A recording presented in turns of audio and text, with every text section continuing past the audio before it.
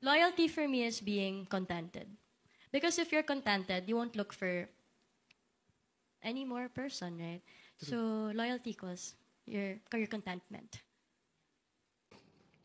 Catherine, a favor. Pagod na yan. Pagod na yan sa pambababae ni ano. Pagod na yan. Sa tingin nyo, for the last 11 years, isa lang? Dami, boy. Napakarami. Dami pang naglaplitan sa akin. May mga usapan pa sila, may mga picture pa sila. Ang dami. Si Ian Gaza, ibinulgar na napagod na si Catherine Bernardo sa pambababae ni Daniel Padilla. Isiniwalat ng social media personality na si Ian Gaza na ang ugat ng hiwalayang Catherine Bernardo at Daniel Padilla ay ang pagiging serial womanizer umano ng aktor. Pagod na yan. Pagod na yan sa pambababae ni ano. Pagod na yan, sabi ni Ian Gaza. Dagdag pa nito, sa tingin nyo for the last 11 years, isa lang? Dami boy, napakarami. Ang dami pang naglapitan sa akin. May mga usapan pa sila. May mga picture pa sila. Ang dami. Sinabi rin ni Ian na ilang beses nang nahuli ni Catherine ang ginawang pambababae ng kanyang boyfriend na si Daniel. Nireveal naman ni Ian na matagal nang hiwalay ang dalawa.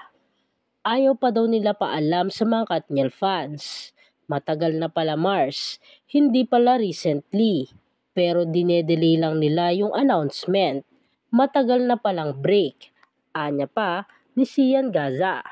Narito naman ang ilang komento ng mga netizens. Masakit talaga yan kung paulit-ulit kang niloloko.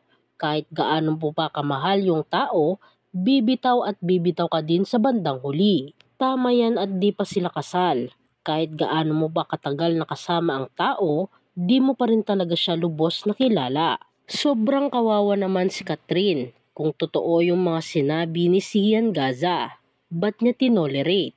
Dahil sa business, family, and politics? Late lang niya nalaman na niloloko siya? Nakalimutan ata ni Catherine na Padilla si Daniel. Red flag noon pa. Kaya pala sagot ni Daniel sa interview sa tanong about loyalty, gusto niya matanggap kahit ano o sino pa siya. Pwe, sige, aso mo lang mahalin mo. Walang ganon na kahit mali ka, tatanggapin ka ng buo. Lol. Me as a solid Katniel fan, I'm not wishing for comeback. Maawa naman kayo kay Kat.